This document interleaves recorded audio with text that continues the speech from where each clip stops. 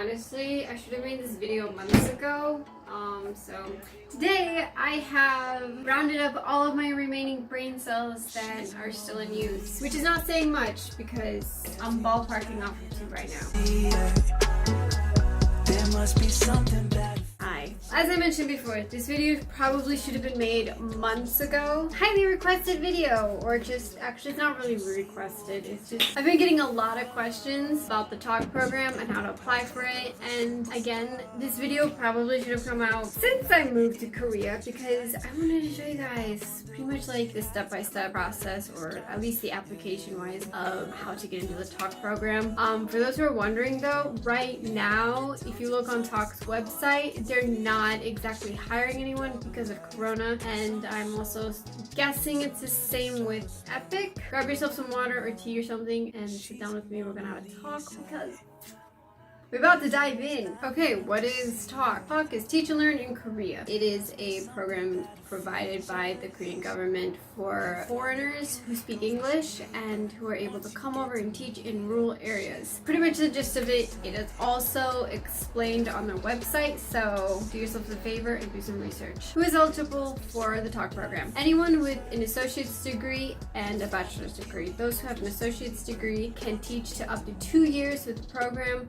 Those who have a bachelor's degree will to teach to up to 4 years with this program. Now, if you are someone who does have a bachelor's degree, but you are interested in the EPIC program, I highly recommend you at least do 6 months to a year of the TaLK program. Because the TaLK program, first of all, it's a part-time position, but it gives you a good idea of how to teach and what to expect with teaching here in Korea. Just keep that in mind. A lot of TaLK scholars who do have an associate's degree, what they end up doing is they end up getting their bachelor's degree while they're teaching with the TaLK program. Because the TaLK program is literally a part-time job. You teach 15 hours a week, which honestly is maybe 3 hours in the morning, 3 hours in the evening, depending on what your schedule is like. So just keep that in mind. In fact, that's what I'm doing as well. I am going back to school on my 2nd year of the TaLK program to get my bachelor's, so I can either move and work to a Hagwon or move and work with Epic. So the first thing you want to do is create a profile. This is where you'll go, you'll create your profile. After you create your profile, you're going to fill out the applications A and B. Application A is literally just like your profile. So you will fill out your emergency contact information. You will throw out your passport photo or a passport sized photo. Wow. There will be like another document that you will sign stating that you are interested in this. And application B is self-medical assessments that you will have to fill out. You will have to fill out a personal essay, the terms of application. So the self-medical assessment is pretty much saying if you have any allergies, if you have asthma, pretty much like a medical history of yourself. The personal essay. Now the personal essay, it's literally just asking you why did you choose the TaLK program.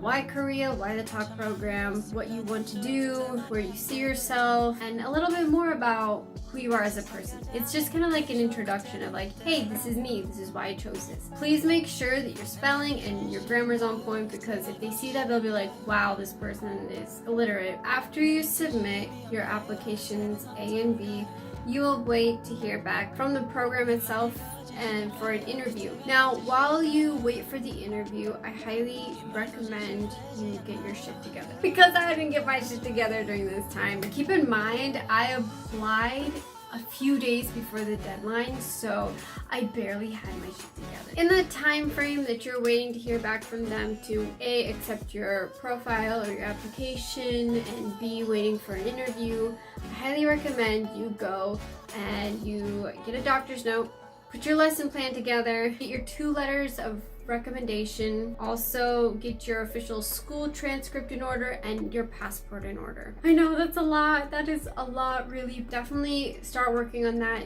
Don't procrastinate. If there's one thing I highly recommend you not do, it's don't procrastinate. Be assertive with yourself. Act as if you already got this job and you're just getting your paperwork in order to go. Don't be intimidated by the amount of paperwork and things or stuff you'll need to get in order to get to Korea, essentially.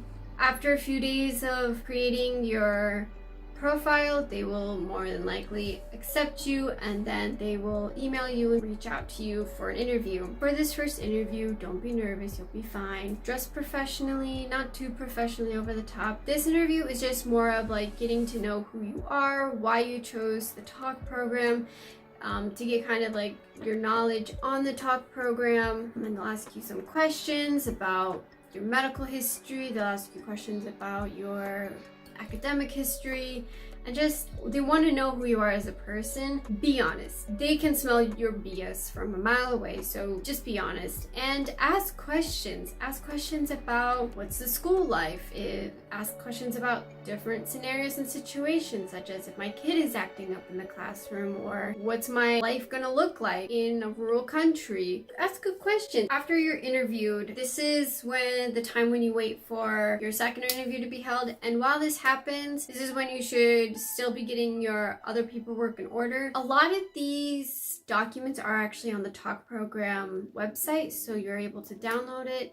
So don't worry about how to obtain like your doctor's note, your medical assessment sheet, or your lesson plans. It's all on the website. First and second interviews are very similar, but this time they'll ask scenario-like questions. So for instance, if you had a child with certain disabilities and they acted out in class, how would you handle it? And I was just like, heck, I don't know. And I said that. I was honest. I said, I don't know. Like, I've never taught before. And that's okay. You don't have to have a teacher's degree. They'll also ask, like, how well do you do as a person in a rural area? They want to see how well you'll do in Korea. Definitely ask questions. Okay, you guys, you made it through the 2 interviews. Congratulations. Now shit gets real. So remember how I mentioned that you should get like your doctor's note, your lesson plans, and your, verification letter of education, and your official school transcript? Well, that stuff was easy. Now you gotta get your criminal record check, your apostille, you gotta get your visa, and you got to get your passport in order. Now, I was a dumbass, and I kind of got all that done within 2 weeks, 2 to 3 weeks before I actually had to leave for Korea. I didn't get my visa till 2 days before I had to leave for Korea. I booked a plane the night before I left for Korea. Don't be like me, have your shit together and plan things out before. But if you are like me, you can do it, because I did it. And there were a lot of other people in the TaLK program that were in the same boat that I was. So for those who are wondering, what is an apostille? An apostille is literally the official stamp on your CRC that lets you know that you're certified, you're verified, that you're not like a criminal or a lunatic. You also need your visa. The TaLK program will send you the visa application form. You just fill that out and send that to your nearest consult. Depending on where you are, the embassy, your consult embassy, is going to be very different. So you gotta look that up. Korean embassy for me was in Chicago. What else? 2 recommendation letters. They say on the website to get one from like professor or one from like an employee. Your official school transcript, do not open that because if it's opened, faxed in, or emailed in, they won't accept it, I guess. Your criminal record check. This one actually was the one that fucked me over because I couldn't get my apostille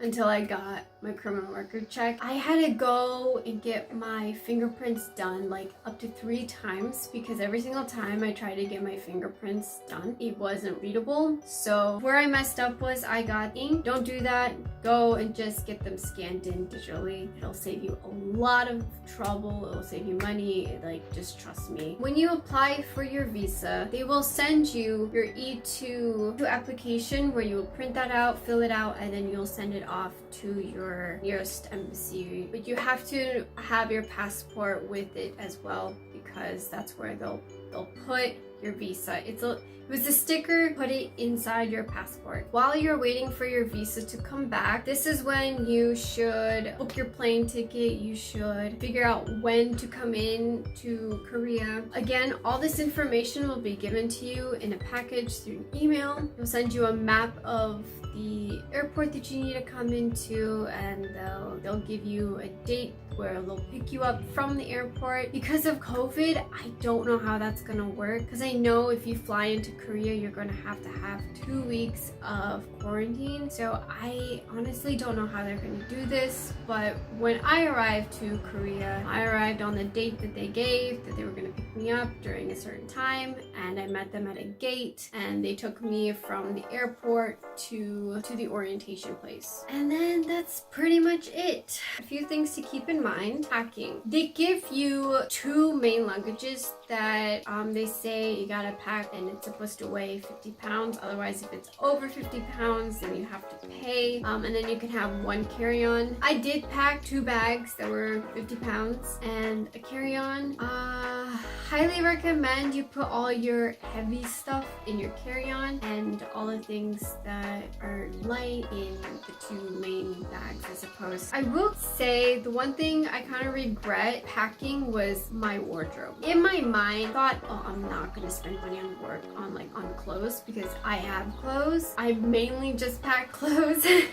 So keep in mind your wardrobe is gonna change when you come to Korea. I'm just gonna tell you that. Even if you think that you have the best clothes ever back home, you come to Korea and you realize, holy crap, like your wardrobe is trash. Because that's exactly what I thought with my wardrobe when I came here. Nah, it's just me. My clothes are just trash. Since being here, I don't even wear the majority of the clothes that I brought. So pack what you really want to. Okay, to wrap up this video, I'm going to answer a few questions. One of the questions that was asked of me was how many TaLK scholars were accepted, and is there like a limited number?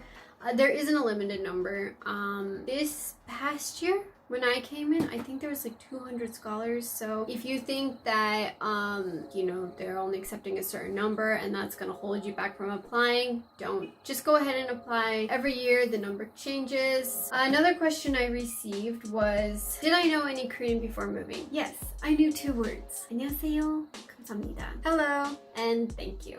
Yeah, it's okay if you don't have any knowledge on any words in Korean. I literally was like, I don't know what you're saying. I don't know how I'm gonna survive, but I made it, and I'm going into my 2nd year of the program. So, and plus you'll pick it up really quickly. Another question was, does the background of your education matter? It doesn't matter what degree you have as long as you have a degree. I have an associate's degree in graphic design. I hope this video helped. I know it was kind of all over the place and a bit rushed. Honestly, the application process is self-explanatory. The only thing I definitely recommend that you do is really read through the website, because honestly, they give you all the information you need. It was actually quite helpful to read their frequently asked questions on their website. It's this. I will leave all the links that I found helpful in applying for program